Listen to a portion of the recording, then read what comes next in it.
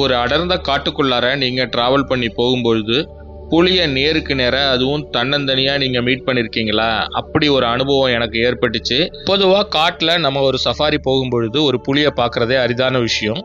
ஆனால் நம்ம காரில் போகும்பொழுது ஒரு புலியை நேரடியாக நம்ம கார் முன்னாடியே கிராஸ் ஆச்சுன்னா எப்படி இருக்கும்? அந்த அனுபவத்தை இப்போ நீங்கள் பாருங்கள்.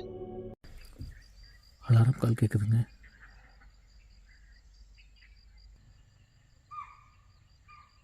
நல்ல அலாரம் கால் கேட்குது.